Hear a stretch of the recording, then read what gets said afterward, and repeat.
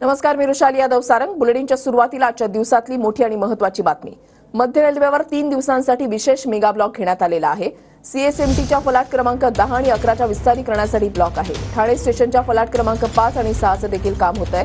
3 दिवसांसाठी 930 लोकल फेऱ्या तर एक्सप्रेसच्याही अनेक फेऱ्या रद्द करण्यात आल्यात। मध्य रेल्वेवर लोकल उशिराने सुरू आहे, त्याच्यामुळे प्रवाशांचे हाल होत आहेत। बेस्ट प्रशासनाकडून प्रवाशांसाठी अतिरिक्त 486 फेऱ्या आता वाढवण्यात आलेल्या आहेत आणि प्रवाशांची गैरसोय टाळण्यासाठी बेस्ट प्रशासनानं हा निर्णय घेतलेला आहे। बेस्ट आता प्रवाशांसाठी सरसावल्याचं पाहायला मिळतंय। ही 3 दृश्य जी आहेत ती आपण या ठिकाणी पाहताय।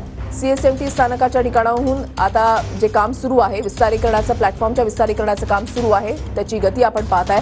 ठाणे रेल्वे स्थानकावर सुद्धा फलाट क्रमांक 5 आणि 6च्या विस्तारीकरणाचं काम हाती घेण्यात आलेलं आहे आणि मुंबई आणि ठाण्यामध्ये बसची सेवा जी आहे ती सध्या सुरू करण्यात आलेली आहे।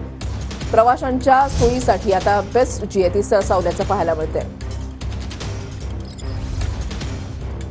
सीएसटी रेल्वे स्थानकावरून नंदकिशोर गावडे आमचे प्रतिनिधी। ज्या कामासाठी हा संपूर्ण विशेष ब्लॉक घेण्यात आलेला आहे ते काम सध्या युद्धपातळीवरती सुरू असलेलं आपल्याला पाहायला मिळतं।